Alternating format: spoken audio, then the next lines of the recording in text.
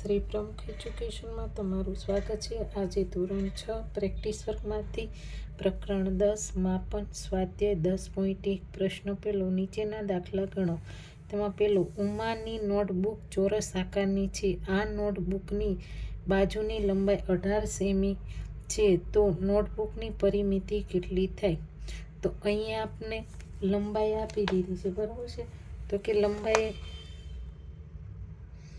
લંબાઈ બરાબર તો કે 18 સેમી। તો અહીંયા આપણે શું કીધું છે? ચોરસ આકારની। તો આપણે ચોરસની પરિમિતિ શું? ચોરસની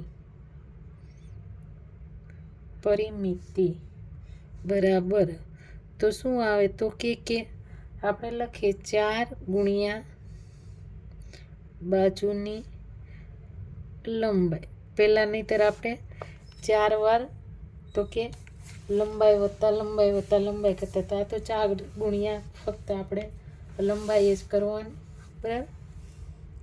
તો આપણે 4 બાજુની લંબાઈ કેટલી? તો કે 18 સેમી। તો કે 4 ગુણ્યા 18 કરીએ તો આપણને મળે 72 સેમી। તો એ શું મળી? તો કે અહીંયા આપણે કીધું નોટબુકની પરિમિતિ કેટલી થાય? તો નોટબુકની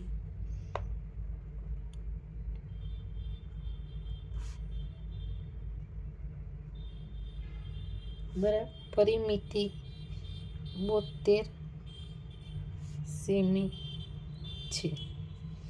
તેવી રીતના દાખલો બીજો, છઠ્ઠા ધોરણના પાઠ્યપુસ્તકની લંબાઈ 28 સેમી અને પહોળાઈ આપણે 21 સેમી છે, તો આ પુસ્તકની પરિમિતિ કેટલી થાય? તો અહીંયા આપણે લંબાઈ અને પહોળાઈ બંને આપેલું છે, તો અહીંયા આપણે લખીએ લંબાઈ 28 સેમી અને પહોળાઈ 21 સેમી, બરાબર। તો પાઠ્યપુસ્તક તો એમાં શું આવે? તો કે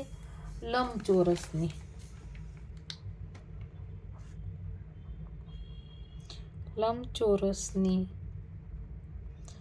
પરિમિતિ બરાબર આપણે ખબર છે 2 કૌંસમાં લંબાઈ વત્તા પહોળાઈ, એટલે કે 2 વાર લંબાઈ અને 2 વાર પહોળાઈ, એટલે આગળ આપણે 2 કરી દીધા।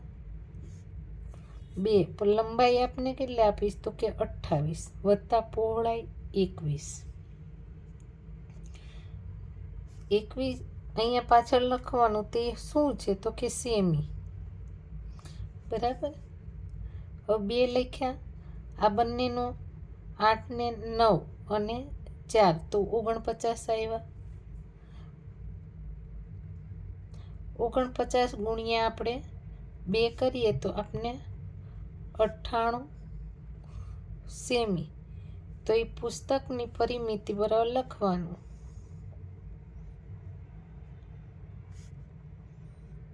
પરિમિતિ બરાબર 98 સેમી છે। તેવી રીતના ત્રીજો, એક ખેતરની લંબાઈ 85 મીટર અને પહોળાઈ 65 મીટર છે, તો આ ખેતરની ફરતે એક આંટો ફરતા કેટલા મીટર ચાલવું પડે? બરાબર। તો અહીંયા આપણે કીધું છે કે એક ખેતર છે, તો અહીંયા ફરવાનું કીધું છે, એટલે ફરવાનું એટલે કે ખાલી અહીંયા તમને અટકાવવા માટે કીધું છે કે આંટો ફરતા કેટલો સમય લાગે, બરાબર। તો અહીંયા આપણે કંઈ એવું કન્ફ્યુઝ નથી થવાનું, તો કે લંબાઈ 85 મીટર અને પહોળાઈ 65, તો શું આવે? લંબાઈ ને પહોળાઈ આવ્યું છે, તો કે લંબચોરસની